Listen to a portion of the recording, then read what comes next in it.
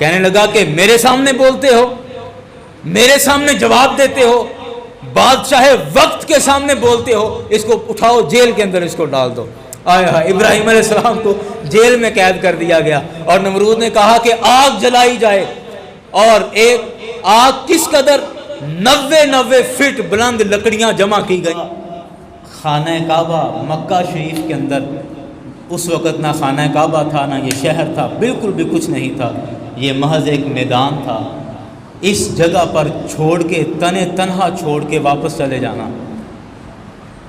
آپ کا نمرود کے ساتھ مناظرہ کرنا، اور پھر مناظرہ جب نمرود ہار گیا تو آپ کو آگ میں ڈالنے کا فیصلہ کیا گیا، تو آپ کا آگ کے اندر جانا، آپ کا نمرود کے ساتھ مناظرہ کرنا، آپ کا اپنے بیٹے اور بیوی کو بے آب و گیا میدان کے اندر مکہ شریف کے اندر چھوڑ کر چلے جانا، یہ سارے کے سارے واقعات کا اگر ہم خلاصہ اور نچوڑ نکالیں نا تو صرف ایک ہی چیز سامنے آتی ہے، اور وہ ایمان کی خوبی اور خاصہ ہے۔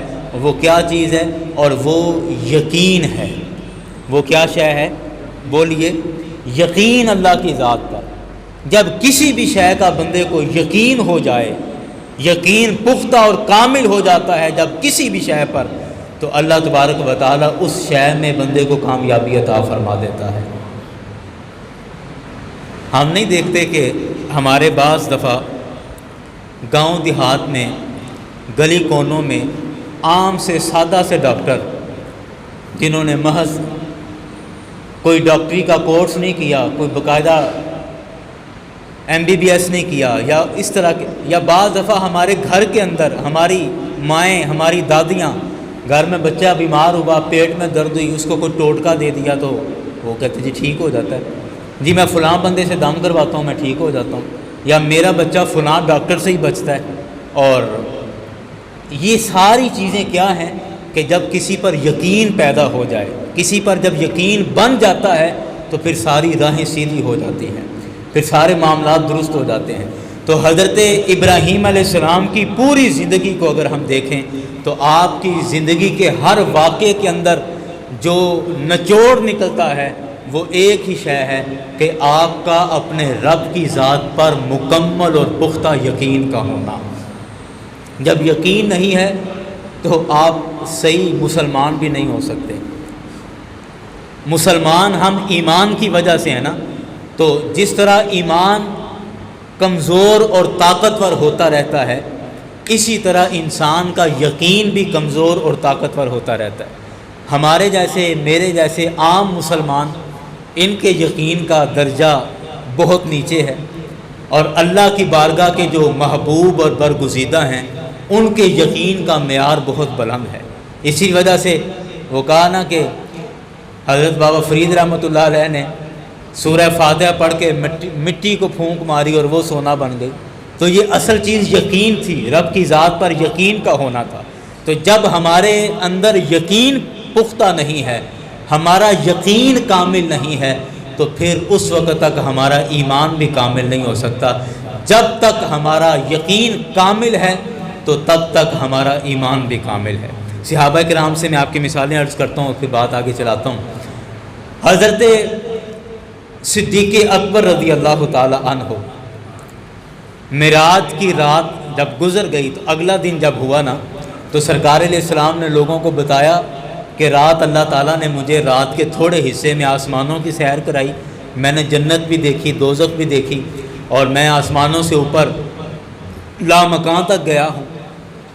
تو اب لوگوں نے سنی اور سن کے کہا کہ یہ کیسی نامعقول بات ہے، بات عقل کے اندر نہیں آتی، ایسے کیسے ہو سکتا ہے کہ آپ رات کے تھوڑے سے حصے میں پہلے مسجد اقصیٰ، کہاں ملک شام میں، وہاں سے پھر آپ آسمانوں پر بھی چلے گئے، یہ کیسے ہو سکتا ہے؟ ممکن نہیں ہے۔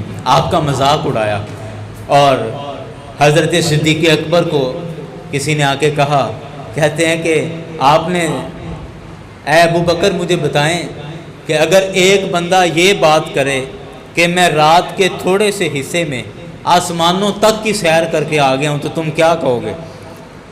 حضرت صدیق اکبر نے فرمایا کہ ایسا ممکن نہیں ہے، ایسا نہیں ہو سکتا۔ تو کہنے والا کہتا ہے کہ تو تمہارے صاحب یہ کہہ رہے ہیں، تمہارے محبوب یہ کہہ رہے ہیں، تمہارے نبی نے کہا ہے کہ میں رات کے تھوڑے حصے میں آسمانوں کی سیر کر کے آ گیا ہوں۔ اب یہ تھا یقین کا پیمانہ اور یقین کا معیار۔ شاید ہمارے جیسا کمزور یقین والا ہوتا تو ہم کہتے کہ اچھا چلو میں پوچھتا ہوں، دیکھتا ہوں، بات کرتا ہوں، اگر میری تسلی ہوئی تو پھر بات کروں گا، ایسے نہیں، میں پہلے بات تو کر لوں، پوچھ تو لوں۔ نہیں، یہ یقین کا معیار دیکھیے کہ جب آپ کے سامنے کہا کہ آپ کے نبی نے کہا ہے کہ میں رات کے تھوڑے حصے میں آسمانوں پر چلا گیا ہوں، حضرت ابو بکر فوراً کہتے ہیں کہ اگر میرے آقا نے کہا ہے تو میں تصدیق کرتا ہوں کہ میرے مصطفیٰ نے جو کہا ہے بالکل سچ کہا ہے۔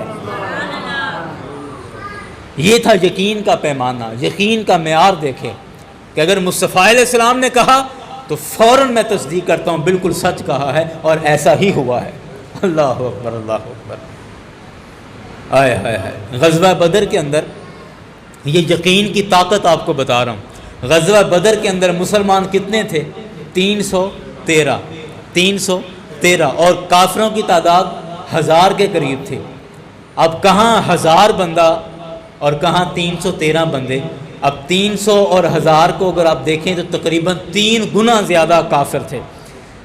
اب مسلمانوں کے پاس اسلحہ بھی کم، سواریاں بھی کم، اور ویسے حالات بھی مالی طور پر بھی سارے بیچارے کمزور۔ اسی وقت کہا تھا کسی نے کہ یہ مسلمان جو بھوک کے اور پیاس کے مارے ہوئے ہیں یہ ہم سے لڑائی کریں گے، یہ ہم سے جنگ کریں گے۔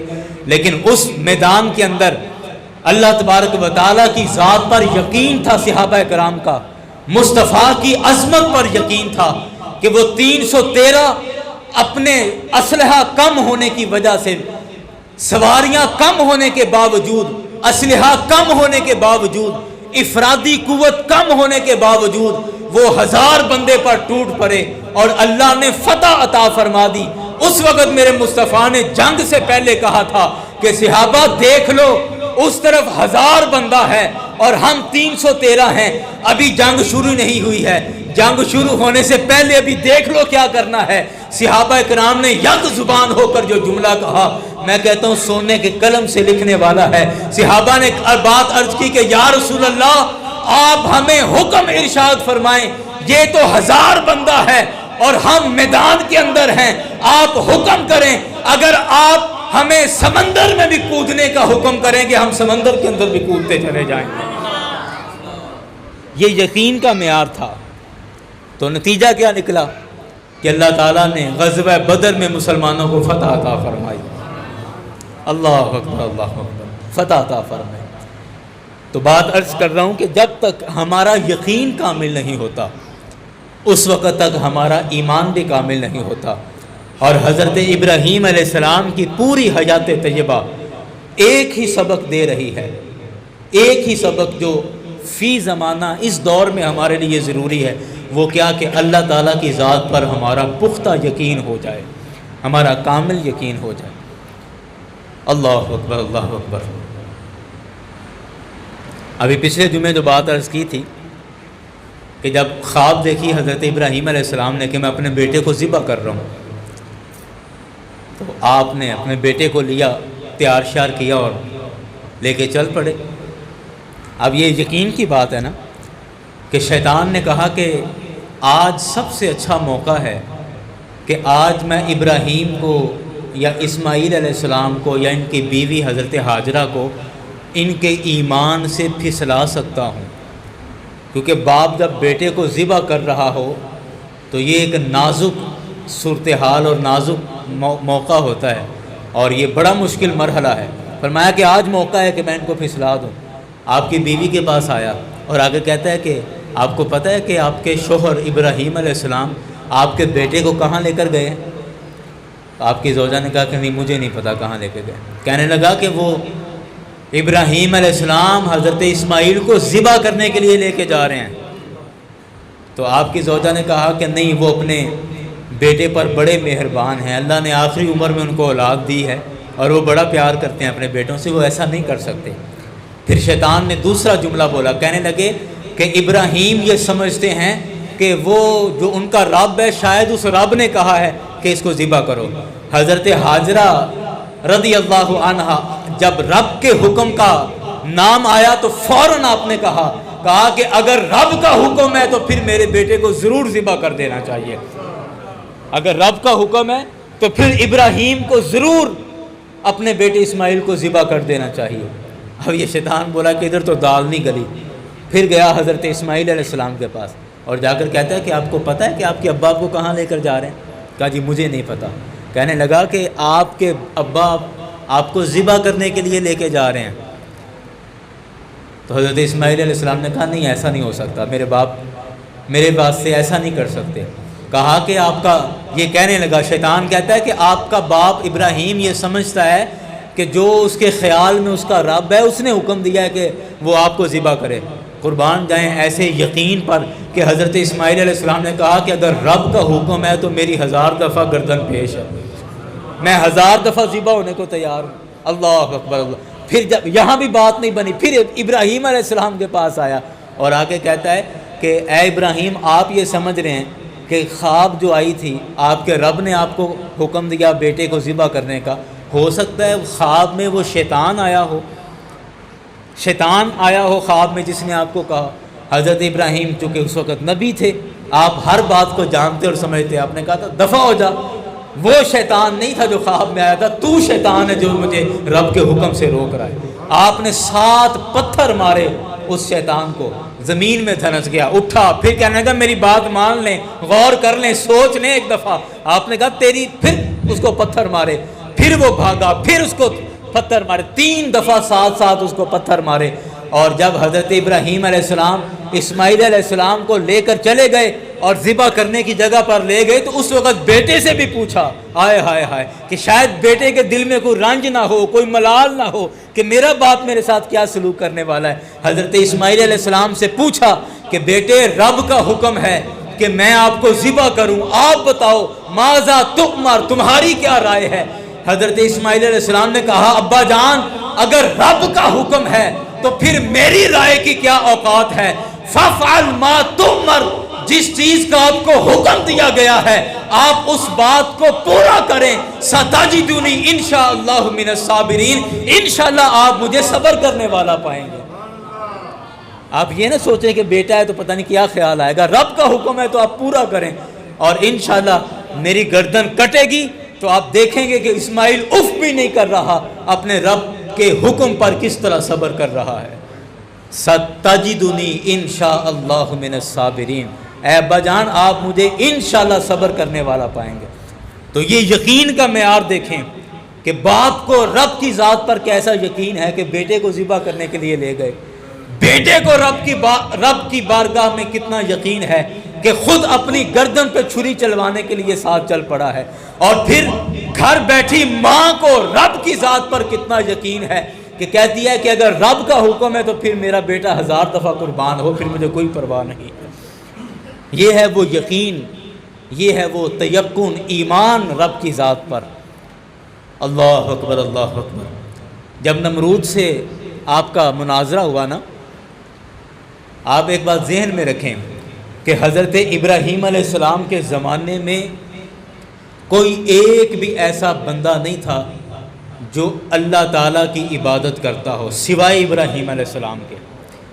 حضرت ابراہیم علیہ السلام کے علاوہ انسانوں کے اندر کوئی بھی ایسا بندہ نہیں تھا جو اللہ تعالیٰ کی عبادت کرتا ہو. پوری روئے زمین پر جتنے بھی انسان تھے سب بت پرستی کر رہے تھے، بتوں کی عبادت کر رہے تھے.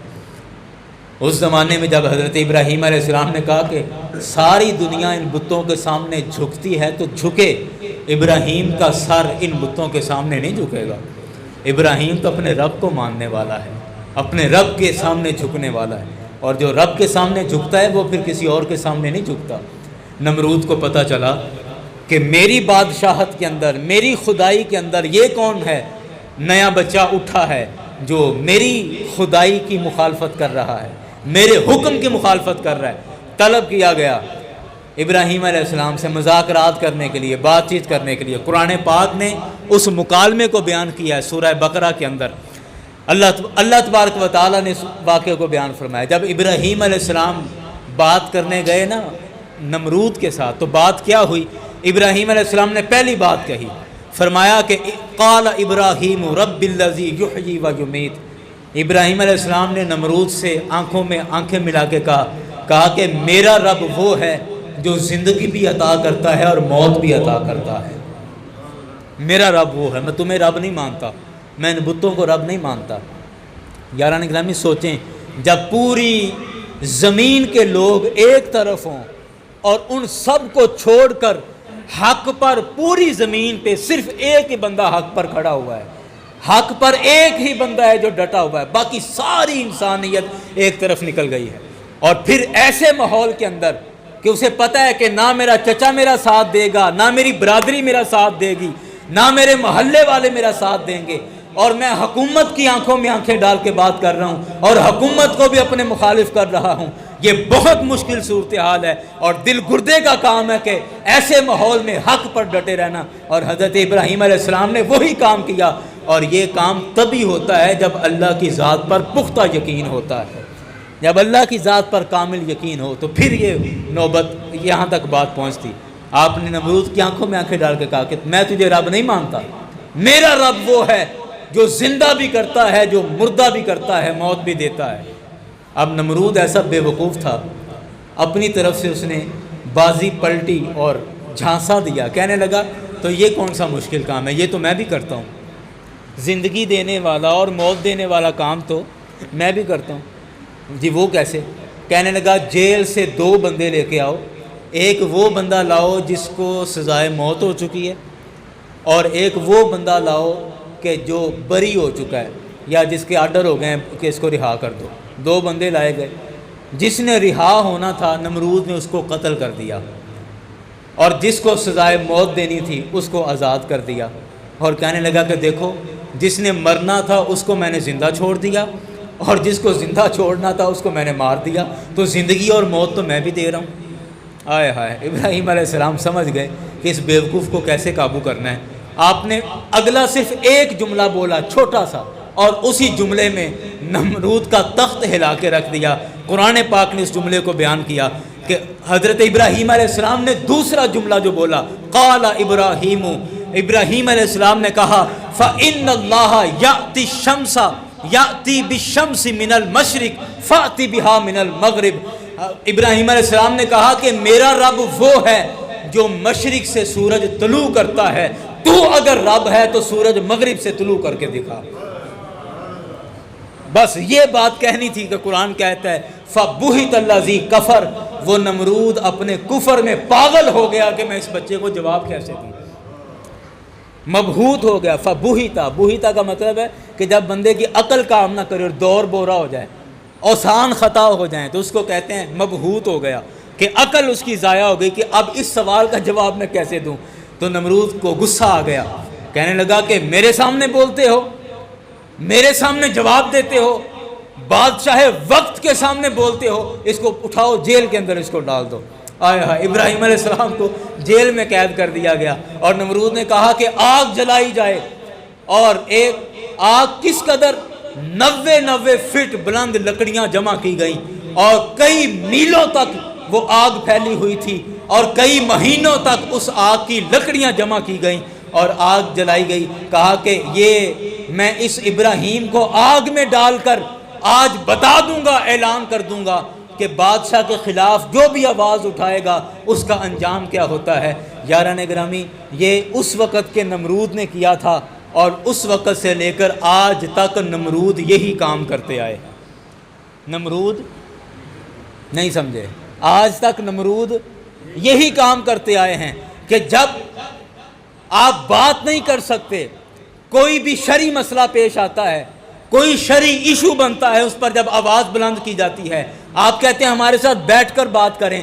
جب آپ بیٹھ کر بات کر نہیں سکتے تو پھر ظلم کرنے پر اتر آتے ہیں، پھر کہتے ہیں گرفتاریاں کرو، ان پر شیل پھینکو، ان پر دھواں چھوڑ دو، تیزاب پھینک دو، ان کو قتل کر دو، گولیاں چلا دو۔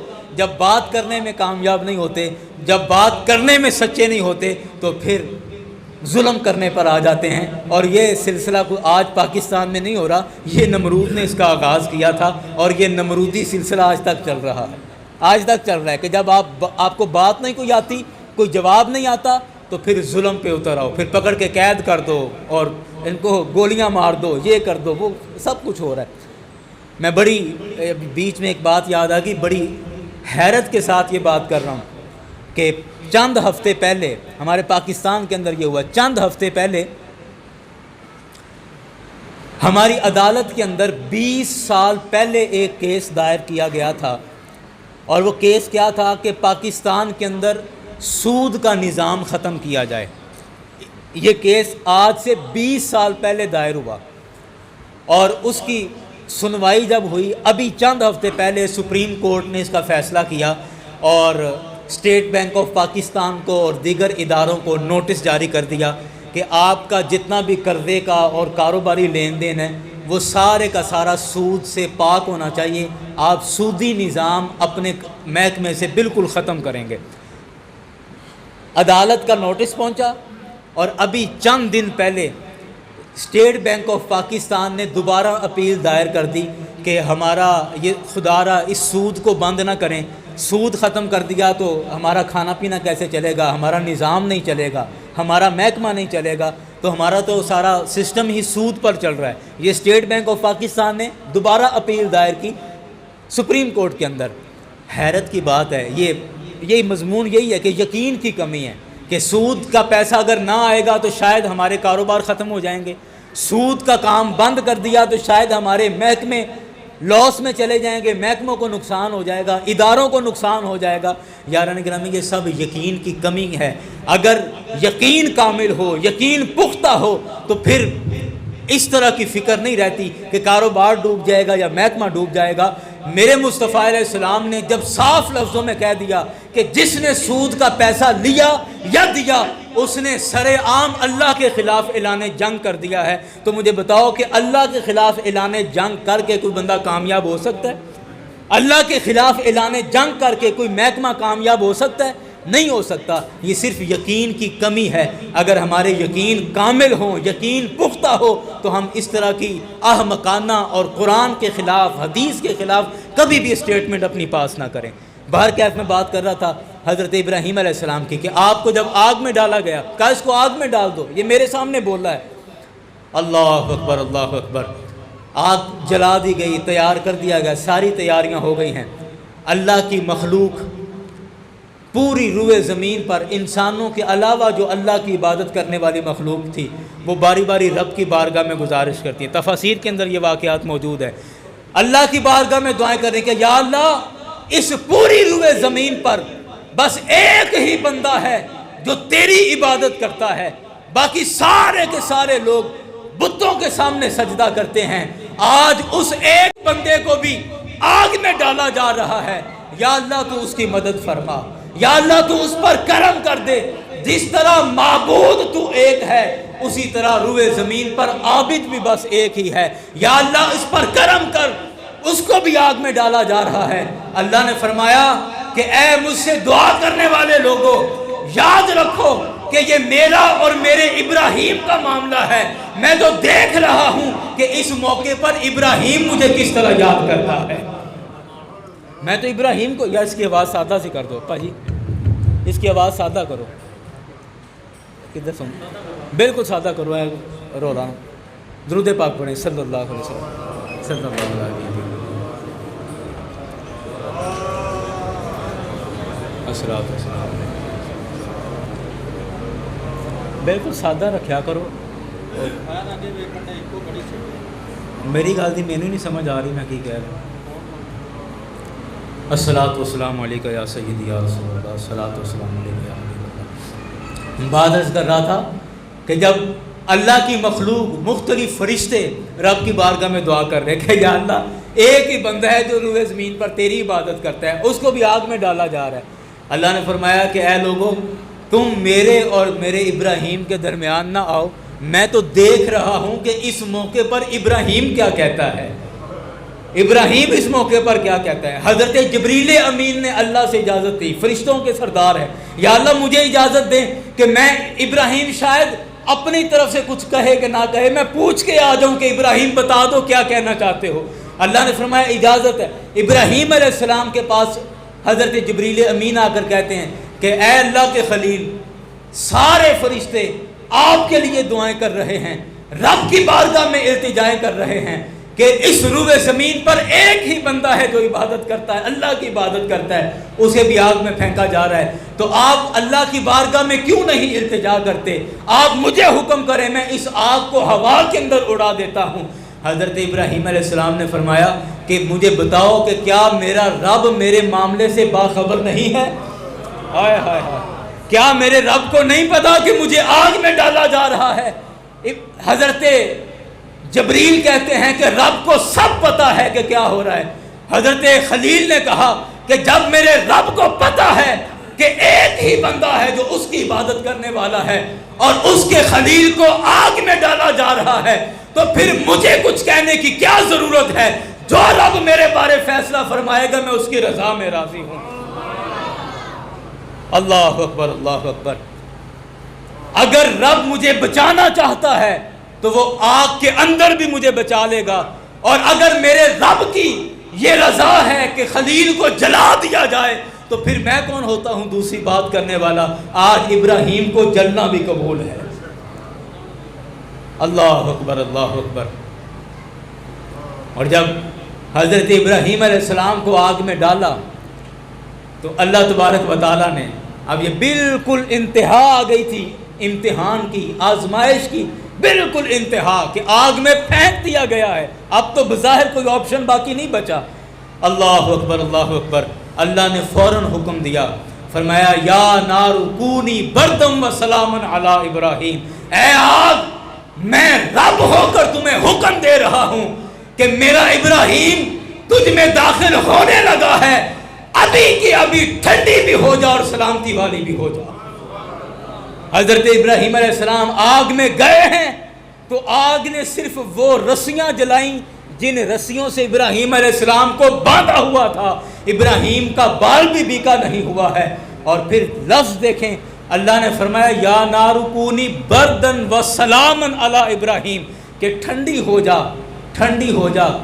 بعض دفعہ ٹھنڈ بھی زیادہ ہو جائے تو وہ بھی تکلیف دہ ہوتی ہے، اس لیے اللہ نے فرمایا کہ اتنی ٹھنڈی نہیں کہ جو انسان کے جسم کو تکلیف میں ڈال دے، اس لیے کہا بردن و سلامن علی ابراہیم، ٹھنڈی ہونا لیکن اتنی ٹھنڈی کہ جس ٹھنڈ کے اندر انسان کا نقصان نہیں ہوتا بلکہ سلامتی والی ٹھنڈ ہے، وہ بن جانا میرے ابراہیم کا، سلامتی والی ٹھنڈ۔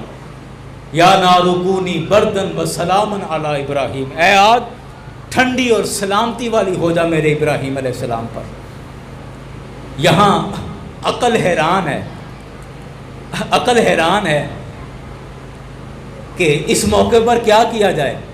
شریعت بھی اجازت دیتی ہے کہ جب آپ کی جان کو خطرہ ہو تو آپ رستے سے ہٹ سکتے ہیں، رستے سے ہٹ سکتے ہیں، اپنے ایمان کو دل میں چھپا لیں اور بظاہر کہہ دیں کہ میرا ایمان نہیں ہے اگر جان کا خطرہ ہو، شریعت حکم دے رہی ہے، لیکن اس کے باوجود کہا کہ نہیں، میرے رب کا جو حکم ہے، میرے رب کی جو رضا ہے، یقین دیکھیں کس قدر سامنے آگ ہے، آگ میں ڈالا جا رہا ہے، ڈالا جا بھی چکا ہے، اس کے باوجود بھی آپ اپنے رب پر کس قدر کامل یقین رکھتے ہیں کہ آپ کا یہ یقین ہے کہ اگر میں سچے رب کی عبادت کرتا ہوں تو میرا رب کبھی مجھے ضائع نہیں کرے گا۔ اللہ اکبر، اللہ اکبر۔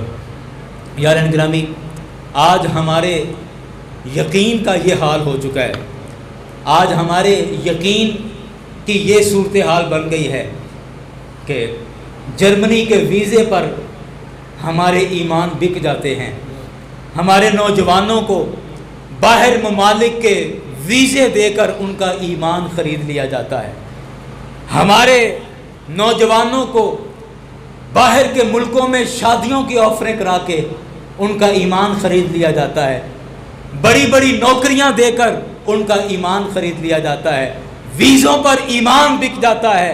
میں کہتا ہوں قربان جائیں ان ہستیوں پر کہ جن کو آگ میں بھی ڈالا گیا تو آپ اپنے ایمان پر قائم رہے ہیں، اپنی جان کی فکر نہیں کی، ایمان کو بچایا اور ایمان کو سلامت رکھا ہے۔ آج ہزاروں سال بعد اگر لوگ ابراہیم علیہ السلام کو یاد کر رہے ہیں تو ایسے یاد نہیں کر رہے، اور قیامت تک اگر آپ کا نام زندہ رہنا ہے تو ایسے زندہ نہیں رہتا۔ اللہ اکبر، اللہ اکبر۔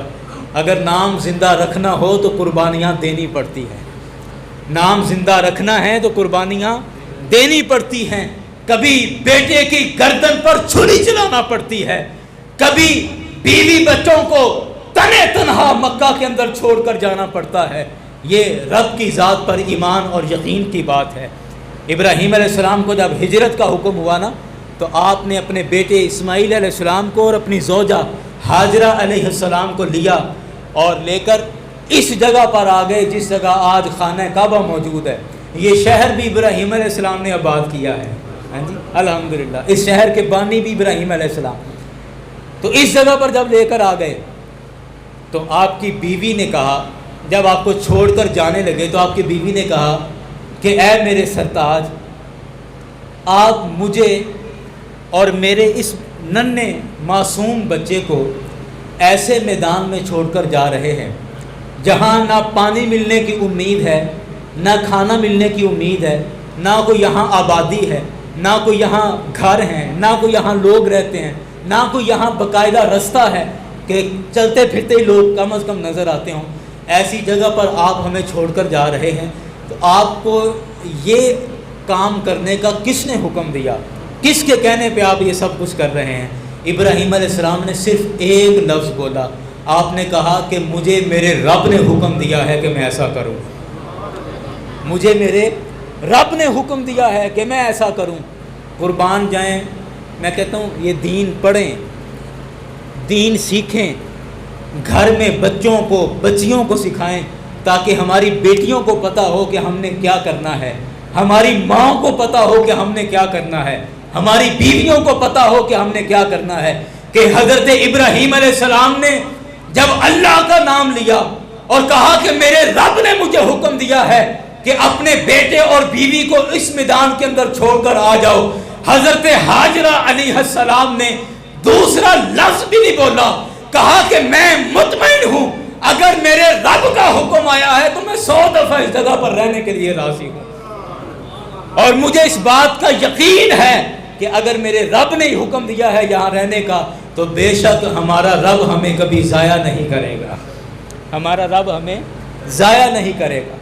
تو بیوی کا معیار دیکھیں کہ شوہر کے سامنے جب کہا کہ اللہ کا حکم ہے تو فوراً سر جھکا لیا کہ اللہ کا حکم ہے تو پھر ٹھیک ہے، ہم مطمئن ہیں کہ اب ہم ضائع نہیں ہوں گے، اب ہم ضائع نہیں ہوں گے۔ تو اللہ نے پھر کیا کیا انتظامات کر دیے، ہائے ہائے ہائے۔ آج دیکھیں کہ وہ شہر کہ جہاں سے کوئی گزرتا تک نہیں تھا، پانی تک نہیں تھا، اس شہر میں اللہ نے کیسے کیسے انتظامات کر دیے۔ آج وہ پوری دنیا کے امیر ترین شہروں میں اس کو شامل کیا جاتا ہے، اور خانہ کعبہ کی عمارت دنیا کی مہنگی ترین عمارتوں کے اندر اس کو شامل کیا جاتا ہے، اور آج پوری روئے زمین کا مرکز وہ جگہ بن گئی جس جگہ حضرت ابراہیم علیہ السلام اپنے بچے کو چھوڑ کر گئے ہیں۔ اللہ نے پوری دنیا کا مرکز بنا دیا اس جگہ کو۔ اللہ اکبر اللہ اکبر۔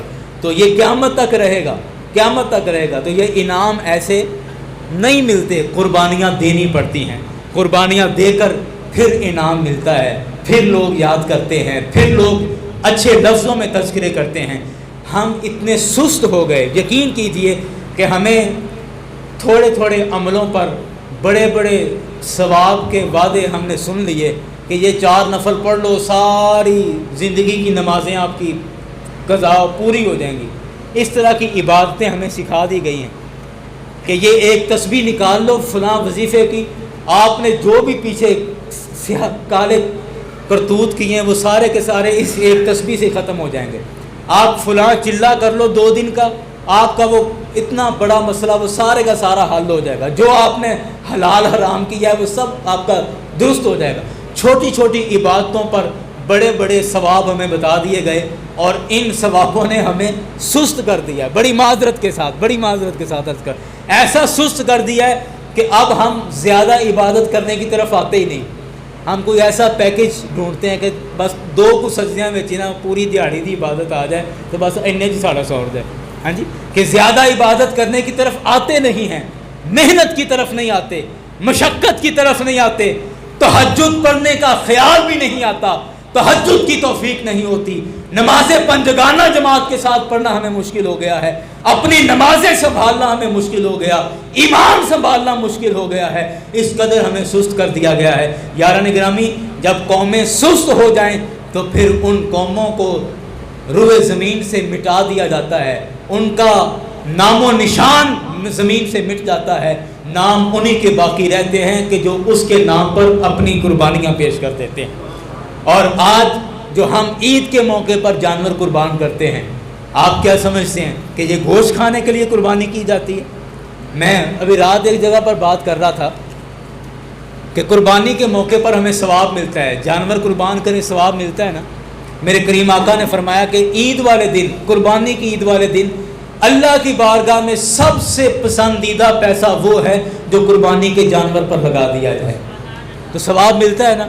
تو اب میں سوچ رہا تھا کہ ثواب ملتا کیوں ہے، وجہ کیا ہے کہ جانور میں نے خریدا، میں نے ذبح کیا، اس کا گوشت بنایا، کچھ میں نے خود کھایا، کچھ ہمسایوں کو کھلایا، کچھ دوستوں کو کھلایا، کچھ اپنے محلے داروں کو کھلا دیا، ثواب کس چیز کا؟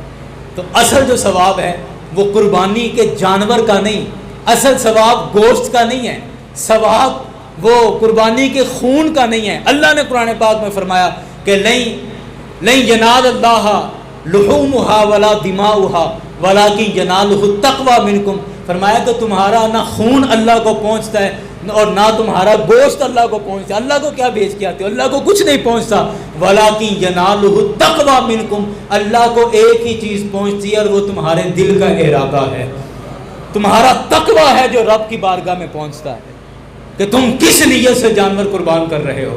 تو قربانی کا مقصد یہ ہے کہ میں نے اپنی دولت اس جانور پر لگائی، میرے بچوں نے اس جانور سے لاڈ کیے، پیار کیے، ہمیں اس جانور سے محبت ہو گئی، ہمیں یہ جانور پیارا لگنے لگ گیا، اس کو ہم نے پالا ہے، اپنی محنت اور خون پسینے کی کمائی سے یہ جانور خریدا ہے، آج صرف اللہ کی رضا کے لیے اس کی گردن پر چھری چلا کر ہم یہ اعلان کر رہے ہیں کہ ہمارا مال بھی خدا کے حکم پر قربان ہے، ہماری محبتیں بھی خدا کے لیے قربان ہیں، ہماری جائیدادیں بھی خدا کے لیے قربان ہیں، ہماری محبتیں بھی قربان، ہمارے پسندیدگیاں بھی رب کے لیے قربان ہے، حتیٰ کہ ہماری ایک ایک شے اپنے رب کی رضا کے لیے ہم قربان کرنے کے لیے تیار ہیں۔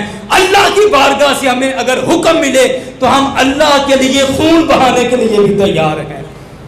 یہ چھری پھیرنے کا مطلب ہے کہ وہ چھری اپنی خواہشات پر پھیری جائے، وہ چھری اپنی انا پر پھیری جائے، اپنی انا کو ذبح کریں، اپنے حسد کو ذبح کریں، اپنی ریاکاری کو ذبح کریں، یہ ہے قربانی جو رب کی بارگاہ میں اصل پیش کرنی ہے۔ اللہ اکبر، اللہ اکبر۔ یاران گرامی، بات خیر نکلتی نکلتی کہاں نکل گئی، آج کی ساری گفتگو کا ایک ہی خلاصہ ہے کہ اللہ تعالیٰ کی ذات پر سب سے پہلے ہمارا پختہ اور پکا یقین ہونا چاہیے۔ جب تک ہمارا رب کی بارگاہ میں رب کی ذات پر یقین نہیں ہے تب تک ہمارا ایمان بھی کامل نہیں ہے۔ ایمان یقین کے ساتھ کامل ہوتا ہے، جب تک یقین نہ ہو یا یقین کمزور ہو اس وقت تک ایمان بھی مضبوط نہیں ہوتا۔ حالات اوپر نیچے ہوتے رہتے ہیں، معاملات اوپر نیچے ہوتے رہتے ہیں، لیکن کبھی بھی یقین کا دامن ہاتھ سے نہ جانے دیں۔ یہ ہمیشہ ذہن میں رکھیں کہ میرے مصطفیٰ نے فرمایا الصدق ینجی والکذب یہلک، کہ سچ ہمیشہ نجات دیتا ہے اور جھوٹ ہمیشہ برباد کرتا ہے۔ تو جب میرے مصطفیٰ نے فرما دیا تو اب ہمیں یقین ہو جانا چاہیے، جھوٹ بولتے وقت ہمیں یقین ہونا چاہیے کہ میں نے اگر یہ جھوٹ بولا، اگرچہ بظاہر میرا کام سیدھا ہو جائے گا لیکن اصل میری اس جھوٹ کے اندر ہلاکت ہے، کیونکہ میرے مصطفیٰ نے فرما دیا کہ جھوٹ برباد کرتا ہے اور سچ نجات دیتا ہے۔ اسی طرح دکاندار جب سودا خرید رہا ہے، سودا دے رہا ہے، آگے بیچ رہا ہے، تو ناپ تول میں پوری احتیاط کے ساتھ ناپ تول کرے، اس یقین کے ساتھ کہ میں ناپ تول پوری کروں گا، مجھے یقین ہے کہ اللہ تعالیٰ میرے کاروبار میں برکت عطا فرمائے گا۔ میں اگر سچ بول کر سودا بیچوں گا، سامان بیچوں گا اور یقین یہ ہونا چاہیے کہ میرے مصطفیٰ کا تو کہ فرمان ہے، اس لیے اللہ تعالیٰ میرے کاروبار میں برکت کرے گا اور میری ہر ضرورت اس سے پوری ہوگی انشاءاللہ۔ کیوں؟ کیونکہ میں سچ بول کر کاروبار کر رہا ہوں۔ یاران گرامی، جب تک ہمارے اندر یقین نہیں ہے تو سمجھ لیں یقین کے بغیر کچھ نہیں۔ اقبال نے کہا کہ جس بندے کے اندر یقین نہیں ہے، جس کا یقین کامل نہیں ہے، اسے چاہیے کہ وہ کسی کا غلام بن جائے، کیونکہ بے یقینی یہ غلامی سے بھی بدتر لعنت ہے۔ بے یقینی غلامی سے بھی زیادہ بدتر ہے، یہ اقبال کا فلسفہ ہے۔ اللہ تبارک و تعالی ہمیں پختہ یقین عطا فرمائے، اللہ تعالیٰ کی ذات پر وما علینا الا